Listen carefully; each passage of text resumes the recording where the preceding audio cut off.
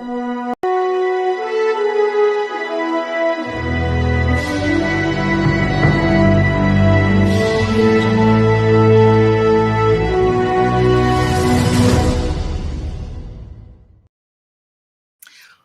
good morning. It's Tuesday again. I'm Dr. Laurie Davis, host of the Today Show.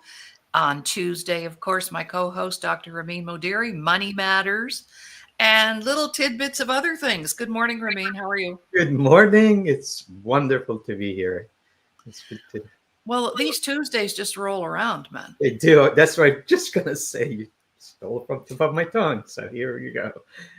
Yeah. Well, it's a good thing that we got ourselves out of Saskatchewan when we did.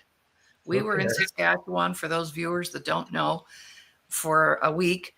And now they're blanketed in snow and more snow and people getting their shovels out. So, yeah, we're going to get snow here tomorrow. But yeah.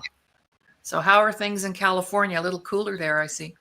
Yeah, it's a little cooler, but I'm embarrassed to say, it's like 60s here. But at night it does get cold, and I like it. It's good to have that change of, you go outside and you're walking. It's nice to have a sweater on for a change, so it's good. But if you see anybody down there walking around in shorts and flip-flops, you know they're Canadian. Yes. Right? Even in the 60s, we're going, yay! Exactly. Yes. So today I'm excited about today because we're going to talk about some little tips on how to get out of debt. And I think that is so prevalent for people right now, especially post-COVID, when people are recovering financially and had to live off their credit cards maybe for a week or two or a month or 6 months, and being able to maintain our lifestyle. So that'll be important. And also a little bit of post-election talk or outside opinion talk. And Ramin and I decided we're ramping up the show a little bit. It's not all going to be about, finance, because finance impacts everything, all aspects of our life. Right. The quality of food we can buy, where we can go, what we can afford. It's just always in front of us. So I'm interested and excited to hear what it is you have to share with us today, Ramin. Over to you. All right. Awesome. Yes. So it should be a fun show.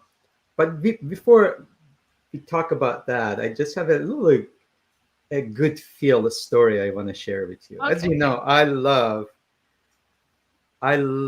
soccer. I mean, just the sports as a whole, because I think it's a story of life when you think about sports. So the story goes, San Marino is the fifth smallest country in the world. It's a country inside Italy. So Italy has two countries out of three countries in the world, which are inside other countries. Italy has two of them, Vatican and San Marino, which is on the Adriatic Sea. The other one is Lesotho in South Africa. So San Marino has 35,000 people.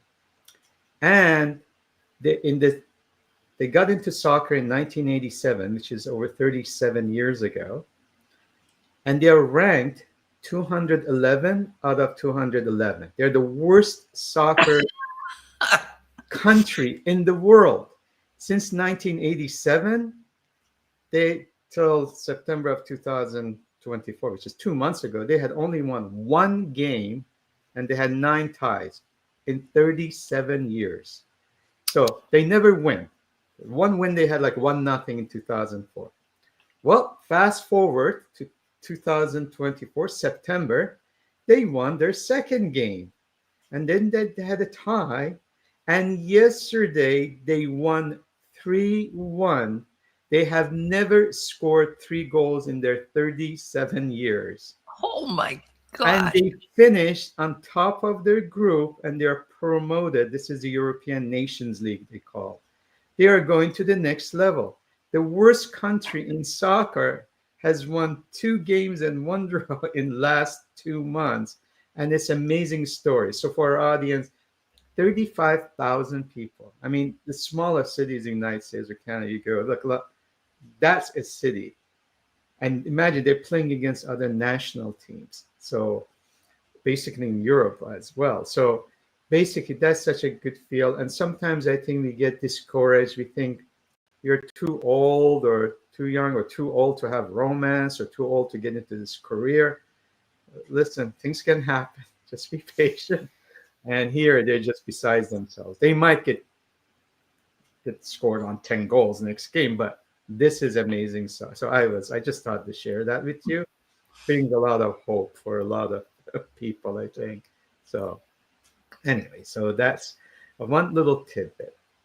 Speaking of post-election, now we are really winding down, but our good friend of the show, Kathy, we had a meeting last night, and she came up with this wonderful observation about how the kindness of people in different environments can affect us and how we can affect each other by being grateful, but also observing that. And as our good friend Lisa mentioned, it's about being seen and heard. People, a lot of times, they get unnoticed. So Kathy mentioned she went to this restaurant, a nice restaurant, and the hostess or the server was from Iran, so from overseas, and she was so nice. And she said they're just great people, people who work there. And she started talking to them and asking about post-election. And I guess this server had mentioned that she's happy that Trump has gotten elected. And I think you would get a very mixed reaction to that. Some people, people who don't like Trump, they just have strong reaction. People who like him, they have strong reaction. There's nothing in between. Love or hate in a different way. But so I don't want to make it political. All I want to say, and that would be a nice show to talk about the effects internationally. I just want to make an observation coming from someone from the Middle East, from developing countries, from emerging countries. And I want to share that a lot of our audience coming from United States, from Canada, from Australia, these are new countries. These are countries based on freedom. That's why they are the best countries in the world. That's why a lot of immigrants like myself, we feel, and a lot of people in Canada who immigrated, they feel this is the greatest country with the greatest opportunities. There was a polling done right after the election. They were asked the Latinos what they thought about United States, and 75% of them, they tell United States the greatest country in the world. These are the Latinos immigrants. Are the blacks, they say 61%. And what did our white friends from progressive side? They thought it's 31%. So the idea is, unless you live somewhere which you have not had freedom, you have had oppression, you won't know the value of what we got. And we talked about being grateful. And if you notice countries like Canada and United States and Australia, they have two things in common. They are new countries with new immigrants. Unfortunately, there's the land side of things with our indigenous friends. So I put that aside. That will be another subject we talk about. But a lot of people who came here, they were freedom oriented, but it was religious or it was political. So they have that, again, the passion for freedom when they moved here. Um, we cannot look at life as a prism of democracy. And the reason I opened this, and as I mentioned, we can use this as maybe another show with some of our friends can join us.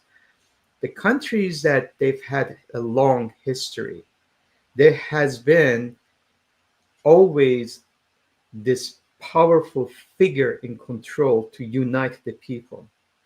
So that's why a lot of times in these, especially old empires and again, developing countries, I just use the Middle East, you see a lot of dictatorships because there had been a heavy hand to guide these people. And there's been this control.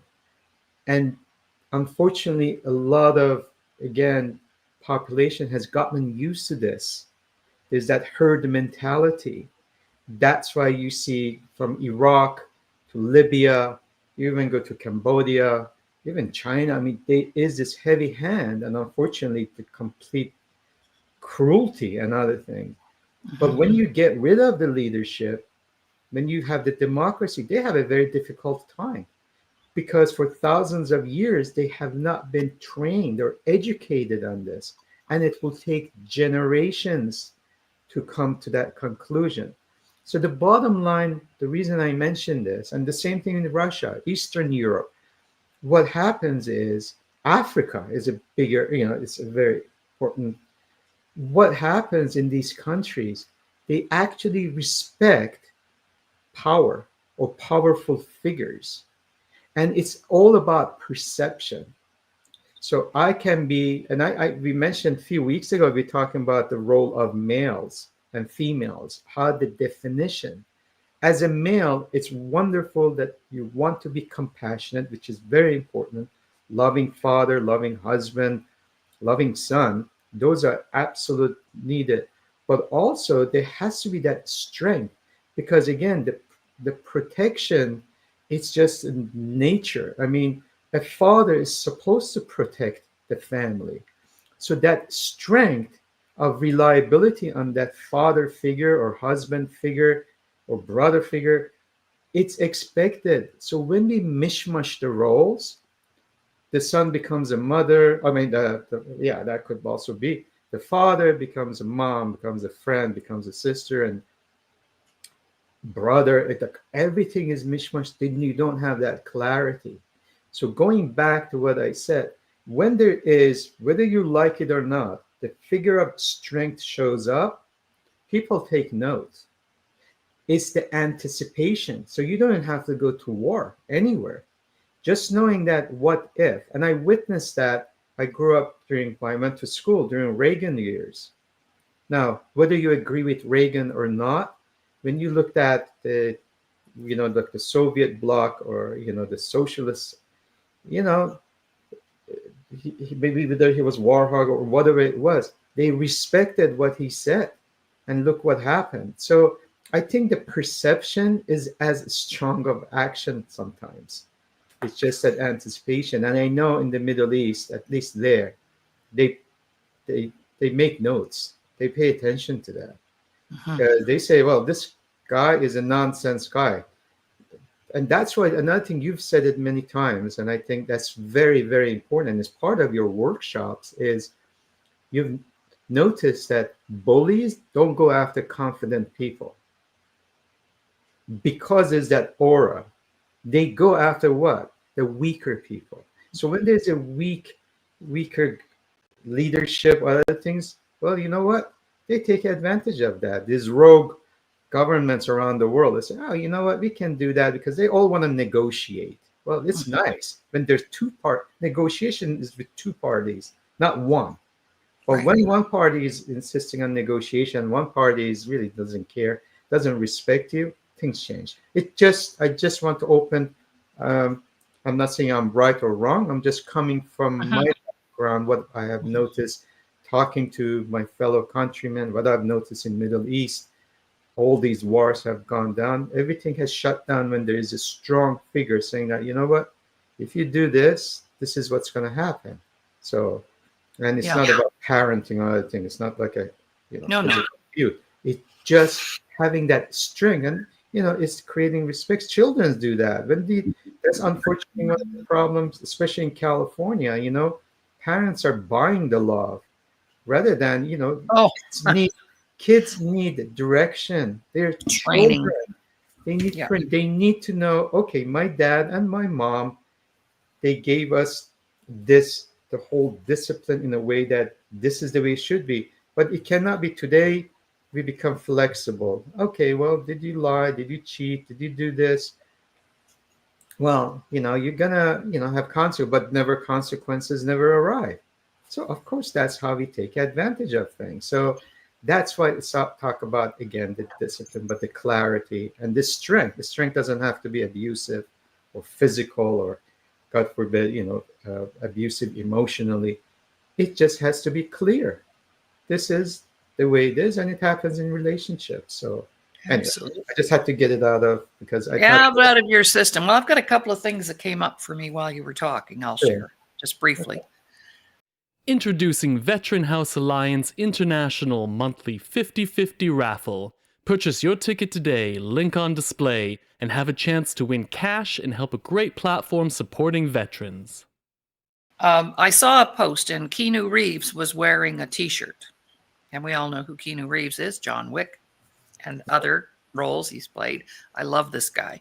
He's so philanthropic. He shares a lot of his money with the poor.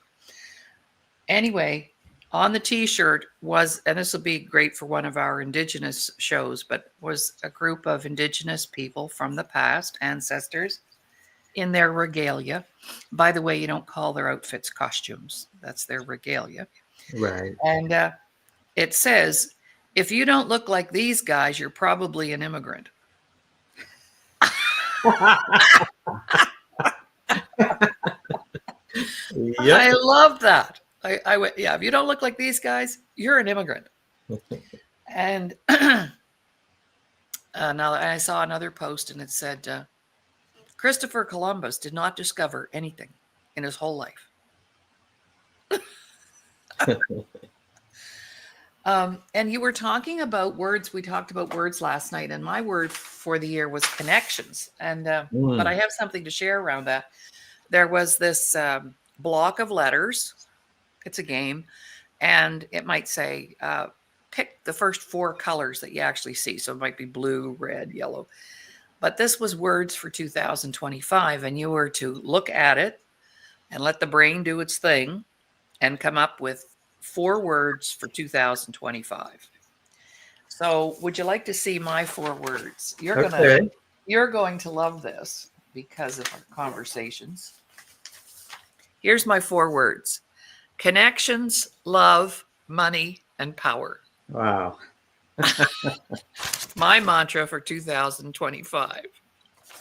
You can't go wrong with that. Well, no, that's why everything's lined up, right? So, yeah. And, another thing about leadership, if people cannot trust that you're going to take them somewhere special, many leaders have led people down garden paths, right straight into the ditch. And we talked a little bit about, as much as people may not like to think this, Hitler was in fact a fantastic leader and was able to mobilize people. Look what he did. Yeah. And that's about leadership, but it's not the right kind of leadership, right? Leadership can also be disguised as something that's not good for us. So those are my thoughts just on what you shared. And yeah, we love a little bit of controversy, and we're going to make the show a little more controversial, and that's a good thing because that helps people to start thinking differently and looking through different lenses. If you always see things the same way, they'll always be the same way. So we need to change that. I love change. I embrace that. I just, what am I going to need to change today? And be okay with that. Absolutely. Some people can't even change their hairdo, doody-doo, So yeah, over to you. Now, how are we going to get out of debt? Okay. Yes. One of the things after COVID, as much as there was this government, subsidies and helping and all that easy money, unfortunately, the habits and the dependency, unfortunately, not having that productivity going back, and a lot of things did change. Right now, our credit card debts is the highest has ever been, at least in the United States. Yep. Here too. And unfortunately, there are many reasons from the business point of view, the ease of access to credit. So that has created unfortunate hindrance to our lives. And I know a lot of people might sugarcoat their situations, but underneath, there's a lot of pain. And just that, I think when it comes to death, it's not even just the physical side, it's the mental, the owing someone or an organization, that's painful. So one of the workshops that we do, and one of the things we talk about is about wealth and health. There's a big connection between the patterns, the connections, our goals in life, between the wealth, the financial side of things, and even more wealth could be a very diverse word, and our health. And what we have to do in both of them, we really have to have a clear definition. What is it? For us, what is health? For some people might be having a six pack and, you know, showing off their biceps, and for some people is the tranquility of life, having a peaceful life, being able to sleep and get up in the morning with no worries. For some people is it could have maybe a little physical pain, but there's a connection between, and we talk about the balance wheel, you know, your emotional, your mental, your spiritual, besides your physical. So we have to take everything in consideration. So what you have to do when it comes to your health, you really have to have that clarity. How do you define that being healthy? You could have, you know, high blood pressure, for instance. You manage it, for instance, and what we could do but we could have a lot of other positive things which will actually help this. There's a lot of things is when we think about spirituality, I believe in power of prayers or meditation or manifestation. That mental, they have found that they do the healing in our physical body, for instance. So they are all interconnected. So it's not about popping up a pill and thinking that, oh, we are good. So there's a big connection. So the same thing happens in our finances. And one thing is, as human beings, a lot of times we avoid the pain. We don't like the pain. That's what we don't like the reality. So that what does that take us to? Denial. We just don't want to face it. We deny it because we want to avoid it. And the reason is we don't want to be accountable for it. So one of the things we have to really have a clear mind, except for instance, we have financial problem. And in this situation, so we have accept we have health problem. We do have physical or do blood tests. Well, we find out it's better to find out rather than closing our eyes and 20 years later they say, oh, I was surprised. I don't know, I have this problem, right? Well, you know, God was sending you messages every time, you know, and you know, I've had those things. The idea is knowing those signals. I mean, I know, for instance, for 60 years almost, I played soccer. I have bad knees. I've broken bones everywhere. That's the price I've paid. But it's not anything internal in a way of it is pretty much known. My x-ray shows all the problems I have.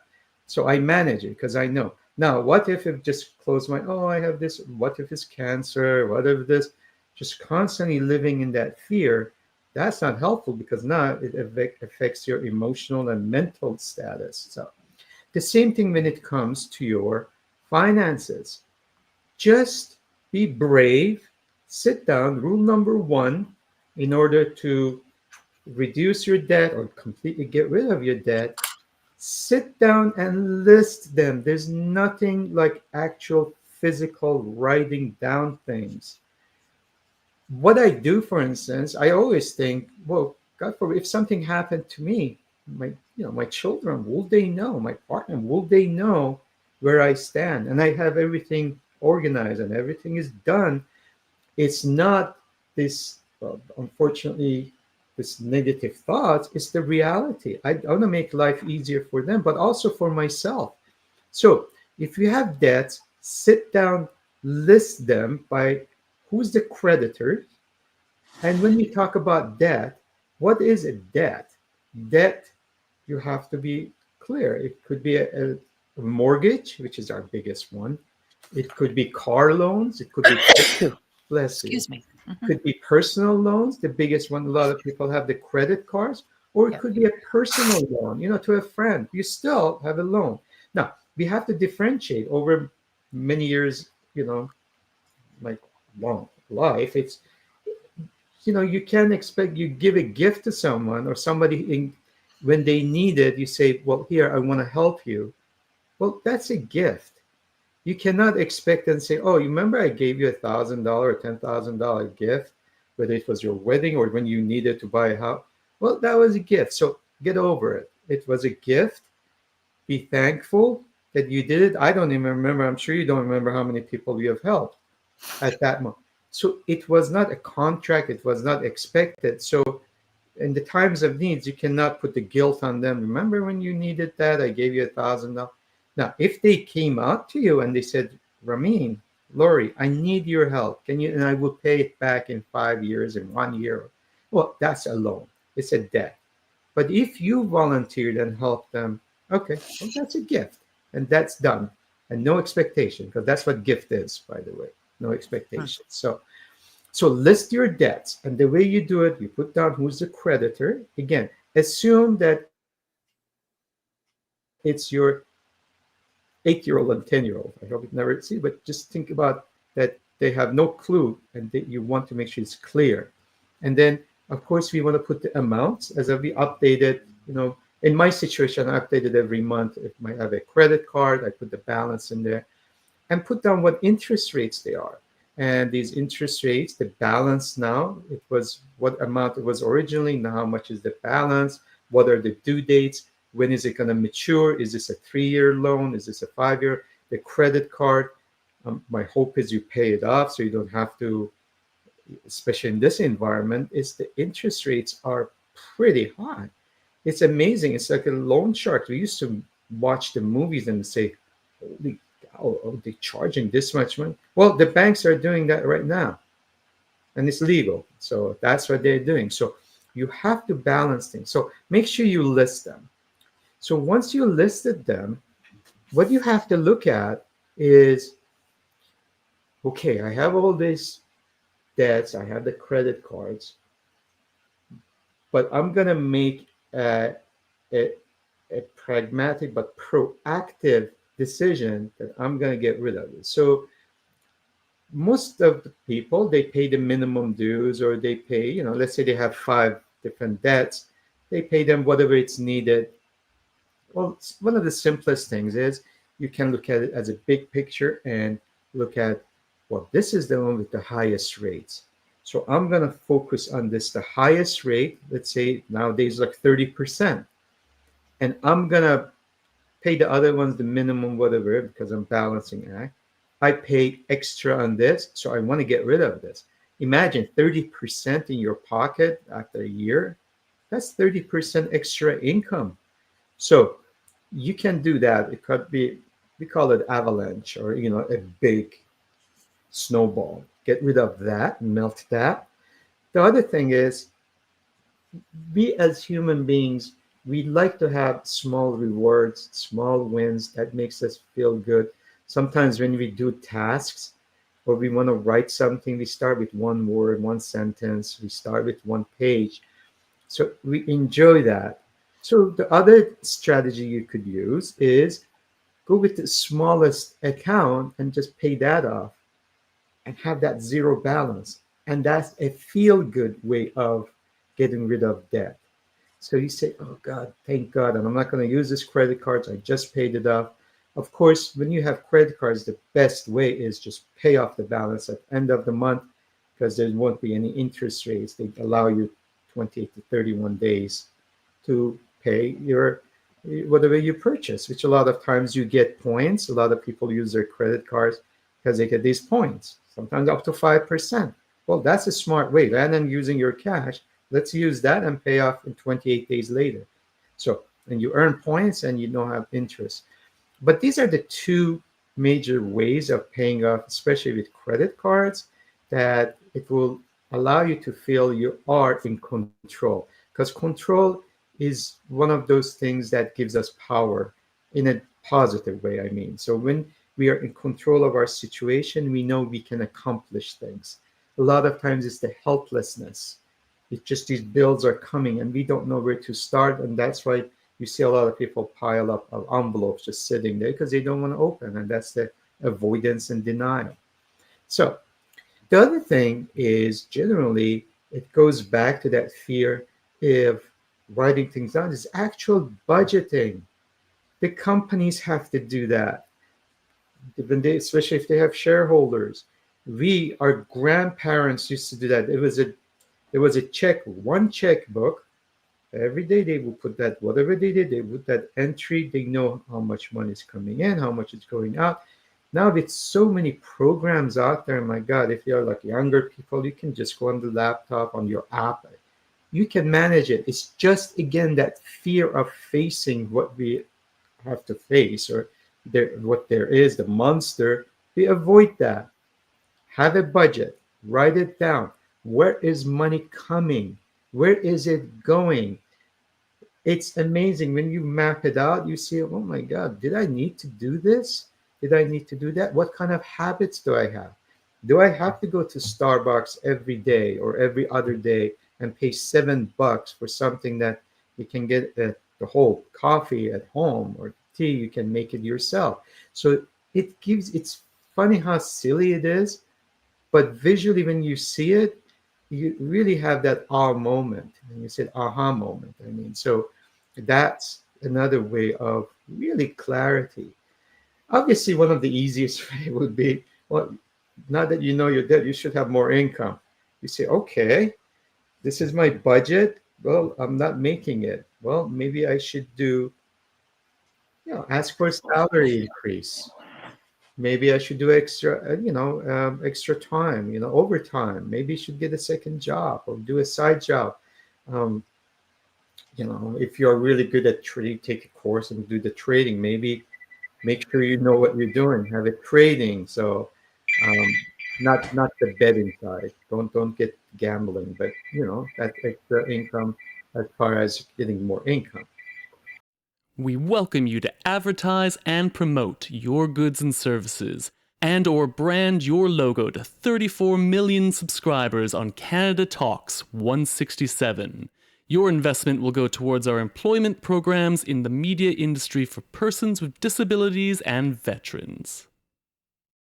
The opposite of that is, my God, you look at less spending. Do I have to buy that thing today? Let's make a good habits. And we've talked about, our spending habits, how to money, that 124-hour, 48-hour, over 3 day. When you have to make a large purchase, have that little timeout. See if it's necessary, if it's important to have this, whatever you're buying, this car. Do you want to have a brand new car and be hooked for $700-800 a month debt for 5 years? Or can I buy a used car and pay $200 or $300? Can I budget or pay a lump sum? So that less spending is, maybe it's of course we should, but it's a lot easier said than done. But that's again in the writing. Another simple thing is we don't want to think about, and sometimes you get a discount, is that auto pay. Just put it on auto pay. You don't have to see it. The money comes out and just set up a whatever amount you want, and automatically the bank will take it, or the credit card or the loans. I would really encourage that because it gives you discipline. Because when you don't have the discipline, and now you're juggling things. Do I do this? Do I do that? Unless you have made a decision to put the bigger amount towards a credit card or a loan, you can always add more. So let them do auto pay, and then next day or two, you just pay more towards that. It's such a good feeling. We used to advise that, like with mortgages, there were times that they were bi-weekly. And by bi-weekly, you were cutting years of your, and it didn't even feel like it, because sometimes people are, uh, getting their paychecks every 2 weeks. They were getting it bi-weekly. Automatically, they just paid them, and instead of paying $1,000 a month, they would pay $1,200 a month. Or if they did 1,000, it would be bi-weekly. It's 1,000, but every year they're adding one extra month. And instead of like 15-year mortgage, now you're 13 years it was paid off. So that's why you want to do this auto pay and add extra if you can, and that will solve the problem. The other part is, there are times in our during the year, maybe we get a tax return. We get these windfalls. Somebody gives us a gift. Um, Something happens, we get a bonus.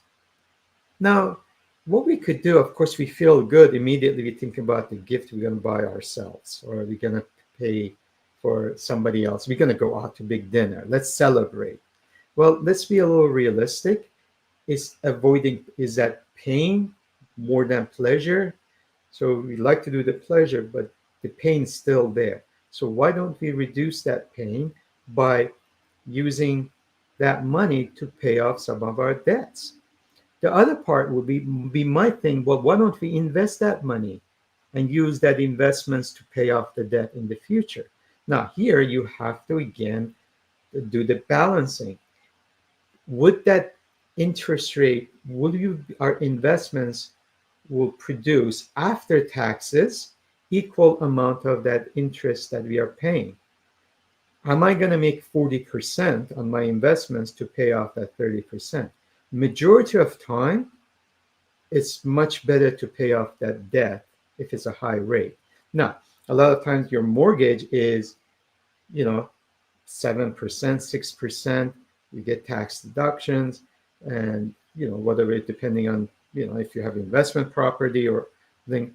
Sometimes it's better to what you do than invest because you think you can make 8%, 9%. So when you look at the spread, look at the difference, yeah, I can invest it, make more money, I can always pay off the debt. But it's all about discipline. It's easier said than done. You will make that investment and never pay off your debt. So there goes, wait a minute, that was not the plan. So the bottom line is when you get some windfalls or gifts, just look at where the interest rate is. I doubt if anyone can make consistently over 30, 40% after taxes to equal that interest on debt. So pay off that debt is almost like investments because you put that money back in your pocket. If you're not making the credit card company rich, you're making yourself rich. Some of the things that of course, you receive a lot of organization out there, but also you can do it yourself. It's a consolidation. So I have all these credit cards. Let's say your credit score is good. That's another class we can talk about how we can improve our credit. How about the first time people? It doesn't have to be young people. Talking about immigrants, they come to this country, they have $10 million in their bank account, but they can't get a mortgage because they don't have a credit. So how we can help to build a credit. So that would be another class we could do. But consolidation is good. If I have 3 credit cards. If I go get a personal loan, and first of all, it will be one payment, fixed income, and a lot of times the interest rate on the personal loan is much lower than the credit cards. As long as I promise myself to build a good habits toward the credit cards, that I'm not gonna again accumulate and have this credit card build up. If I use a credit card, it will be paid off immediately. So that personal loan gives you a discipline, a guidance, and you can actually, again, pay it off a lot faster because now you know exactly how much it is, and usually the payments are less. You can also use like home equity loan if you need to. At least, again, the rates are much lower. Just look at the rates, the terms, read those, make sure their fees, how much fees, especially with the home equity loan, if it's going to add up, then you got to really calculate these. So again, you really have to put your mathematical hat on, which is the simple math, and just do it. As Nike says, just do it. See in picture where you stand. And the other thing is, my God, everybody has a smartphone. We all have computers. There's so many apps out there. There's online free resources. So take advantage of that. Having said that, is the bottom line, and this is what we are doing right now, is education. We spend times, we can watch a movie because we need it after a long day. We come home, we want to sit down and watch a movie and basically spend 2 or 3 hours. But sometimes we are not willing to invest in ourselves and spend 1 hour to learn about something. But we have to make sure what we are learning is a consistent and fundamental education rather than tidbits. I watch this YouTube, then I watch this TikTok, and then Instagram, Facebook. I accumulate a lot of information, knowledge, but that doesn't make me a very knowledgeable person. I just have tons of information. Knowledge is organized information. That means there's a pattern to that information, not scattered data from everywhere, which actually it confuses people more than when they started. So sometimes ignorance is a bliss in some ways because I'm not bombarded with all these information. But if you're going to have education, make sure it's a solid education with a foundation. And it reminds me, last week we talked about your workshop, for instance, about self-worth and self-value. As we mentioned, yes, we can take some of these, I mean, we can read some of these books, we can go to some of these like 2-day seminars with thousands of people, but they just touch the surface of things. We need the depth. We need to understand things fundamentally to have a lasting effect. And in order to do that, first of all, we have to have the will. We have to make that proactive decision to make that change or to start willing to learn. So it's a lot of times that the Facebook information or these YouTube is more of a feel good things. Oh, I know about this, so we can't wait to tell somebody else. The idea was not making a difference in ourselves. The idea was I'm going to be the messenger, not the doer. When you have a real education, when you have in-depth understanding of yourself, that's real education. That's when you start having a lasting effect. And I've said it before, education, educe, is from within. So education comes from inside, not outside. So a lot of information we get is just bombarded. So we're just getting these superficial information and we think we know it all, but we don't really. So anyway, that's my little tidbit for, hopefully that was helpful, at least make hopefully our audience thinking and taking some actions, even if it's a small action. And again, getting out of, if you are avoiding things, let's stop doing that. Mm-hmm.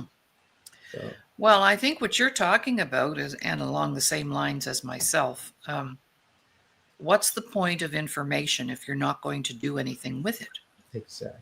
It's just occupying space in your head. Application and implementation are the most important aspects of any education. So how much do we actually remember from kindergarten to grade 12? How many times have we applied it other than when it comes to reading, writing, and arithmetic? Right? And now the quality of the final product is so mishmash. We have kids coming out of high school in Canada who don't even know how to string a sentence together. Mm-hmm. Right? They don't know how to have a signature because they've gone back to printing instead of cursive writing. They've removed cursive writing from the system. Mm-hmm. So what kind of a signature are you going to have? And at one time when I was struggling with debt, I put all my credit cards in an ice cream container full of water and put it in the freezer. And if I was going to use that credit card, I had to wait, and this was before microwaves, I had to wait for it to thaw out. And by the time it thawed out, I forgot what I was going to buy anyway. Right? So I actually did that. That was a suggestion from a financial advisor. If your credit cards are out of control, then, you can do that. But when you were talking about information, tidbits from here and there and there and there, the industry that really bombarded us first and foremost was the weight loss industry.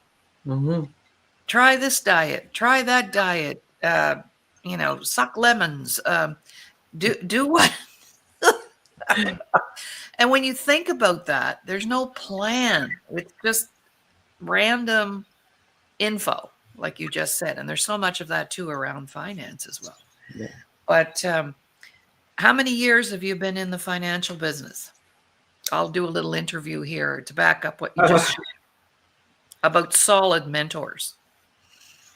Yeah, How many years? I'm finishing my 39th year. Will Okay. be 40 years, All 3 right. months, 4 months. So you have probably forgotten more, or how do I want to say that? There's a saying around that. Well, I'll do it this way. So what I know about finance, I could put in a thimble compared to what you know. So that's why you are the financial mentor and guru here. I've been in business for 40 years, 1984 till now, whatever that is. And so I know how to be an entrepreneur. I know how to ride the waves. I know how to, do the dip-diddy-doos, because COVID wasn't the only setback that we ever had. So if you want to have a business, wouldn't you want to be working with somebody who already had a business for 40 years? Right? So Right. we have education to cover all of that.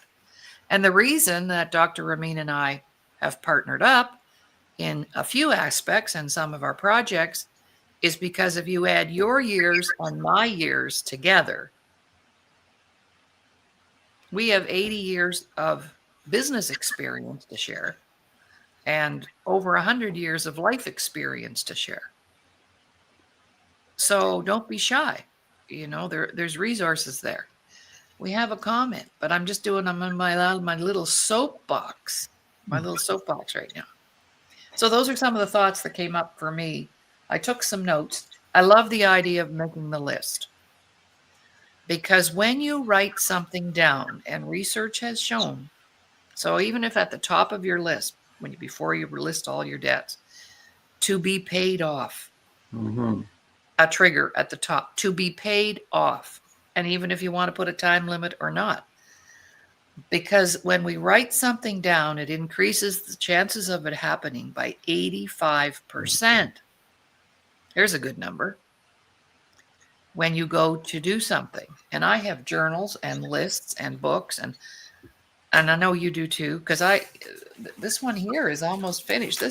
I just started this in May, and I record every day. Today I recorded your information. See, every day. Very powerful way to manage your life. And then I can go back and go, oh my goodness, I remember meeting. Oh yeah, I need to call that person. Right? I agree. Yes. So yeah, I love that. Kathy loved the idea of freezing the credit cards in the freezer. That's it. Well, I'd rather put a freeze on my own credit cards than somebody else freezing them for me, Yeah. right? Yeah. The Disability Channel would like to thank our existing sponsors. We really appreciate the support and kindness from the BIAs across the GTA, Ontario, Canada, and our friends in the USA. We love making new friends. Thank you for supporting our existing employment programs. No, actually, when we do manage, the credit cards and how to get a good credit, that would be another, Another day. I think another good, yes. I love that. Good I work. love that. How to get Yeah. your credit score up, Yeah. especially for COVID. That money that was offered, I never touched it. I said I wouldn't touch that money with a 10-foot pole, Neither do I. because they're going to come after it, and I didn't want to be part of that. I know for some people it put food on their table, and for that we're grateful. Right. But COVID has really done a number on people financially, and some people are going to recover and some people are not. Yeah. So this is really important information that we're sharing. And speaking of sharing, if you know other people who could benefit from the information, please share the show. Share. All right, over to you. We have got about 8 minutes left here. So anything else you want to mention that has come up for you with regards to what we're talking about today? Oh, well, it's kind of a side note. We have our good friend Sylvia. She's very supportive of our program and our what we do. And she had a question about, right about a month before the elections, and the Canadian dollar has been just diving. So, what is going on? What is happening to Canada? And what it is, it's more than Canadian dollar reaction. It's about United States dollar. The U.S. dollar has been appreciating tremendously since uh, toward, from third week of September, fourth week of September. It was right after the big rate cut, but the bonds or the treasuries in the United States, the actual markets, the rates started going up. So the dollar has been getting really strong, and it's like a parabolic move. And the reason is a couple of things. Number one, the rates actually have been going up. So as we have mentioned before, is there's billions and billions of money which is invested every day. They go look for the best opportunity. And if US is going to pay me more interest than Canadian interest rate, or the European interest rate, or the UK interest rate, my money is going to go to United States. So how does it go? It moves. So here I have to sell my Canadian dollar and buy US dollar if I want to put money in there and earn interest. So it's all about supply and demand. So when you say sell Canadian dollar, you're selling. So the price generally goes down. When you're buying something, when there's a pressure, the price goes up. So now we've got all this pressure for around the globe, especially Canada has been reducing their rates. Relatively, we call it interest rate parity. Relatively, Canadian interest rate is less than United States. Europe is the same picture, the same way. So the euro is at like almost 105. 105 is 106. It might be 1 to 1. About 10 years ago, euro was 142. Before that was about over 150. So because of that, that's one reason, and that's the reason Canadian dollar has gone down. And the second thing is, I mentioned before, the markets were expecting for Trump to be elected. So there is these concerns about the tariffs. There's the concerns about taxes. So the money will come back to US because of tariffs, the manufacturing, the companies might have to come back, especially he wants to offer tax cuts. And if you have a reduced, that corporation have lower taxes, they don't have to go, let's say, to Ireland and go overseas to get tax benefits. So the money that they're producing will be in dollar. So they're bringing their production to dollar, and basically that increases the demand for dollar and the value of the dollar. So that's the two main reasons that the dollar has been strong, and other currencies have been down. I mean, we talked about Mexican peso last week. It's like Mexican peso, there's a problem, obviously, because of the dollar's strength, but also the tariffs, also because of the immigrants coming back. So there's a lot of those happening. But the bottom line is the dollar is much stronger than other currencies. And Canada is our biggest partner, when you think about partnership. So it affects our there, but also Canada has their own immigration regulations now they're putting into effect. And the tariffs, we'll see what happens. What happens with Keystone pipelines.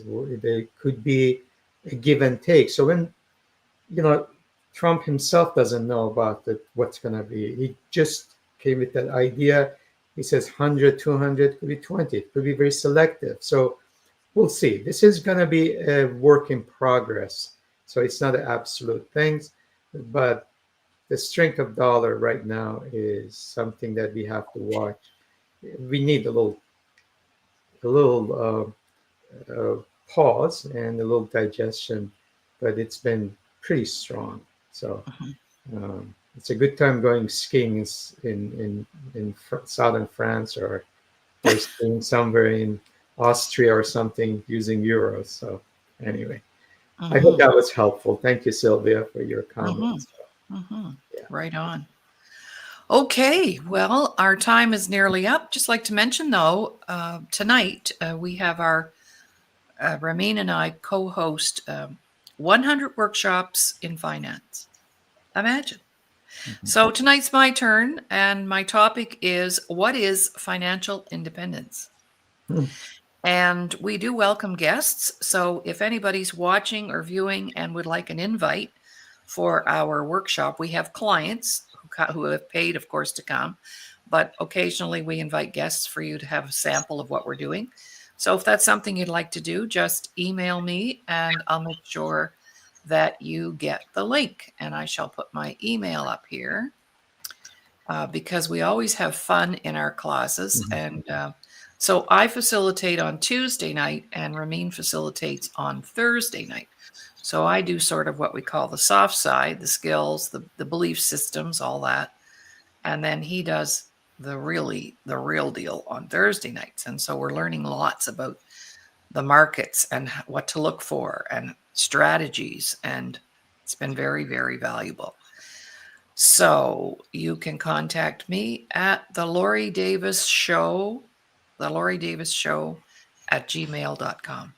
I'm not finding it on my list here, but oh well, there you go. All righty. So anything else before we go, Ramin? Just wanted to put a plug in for our workshop tonight that we're doing on Zoom.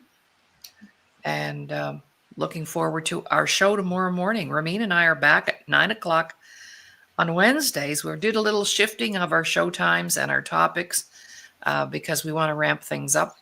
And so tomorrow is our VIP show, Voices of and for Indigenous People. So we're going to do our show tomorrow morning, our 9 o'clock. And the press box, which normally is on Tuesdays, has been moved to 9 o'clock Thursday morning. So my co-host, or I'm the co-host, and the host of that show, of course, is Doug Smith. So that's our lineup of shows for this week. Anything else? Or is No, it just awesome. You just mentioned, that's what I was going to ask you. here we go. For the week. Here we go. If you want to be a guest at one of our finance workshops, either Tuesday or Thursday night, please let me know and I'll make sure you get the link. All righty. Bye for now then. Yes, the quickest hour in the week. I know, of the week, is it not? Right?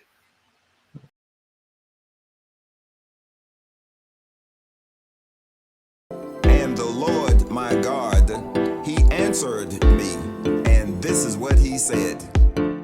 Write the vision and make it plain upon tables, that ye may run that readeth it. Habakkuk 2:2. Now you go and live your dream. I'm living the dream and loving my dream.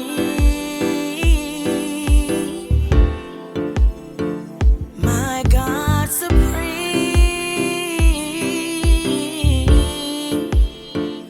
a winning team. I'm living the dream. I'm living the dream.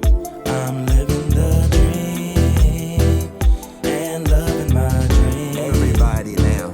I'm living the dream. I'm living the dream. Amazing dreams, a winning team. No, no, no, no. No matter what comes my way, I'm choosing to succeed. Yeah. Excuses stop today. I'm going to find a way. Yeah. No matter what comes my way, I'm choosing to succeed. Yeah. Excuses stop today. I'm going to make a way. Yeah. I'm living the dream.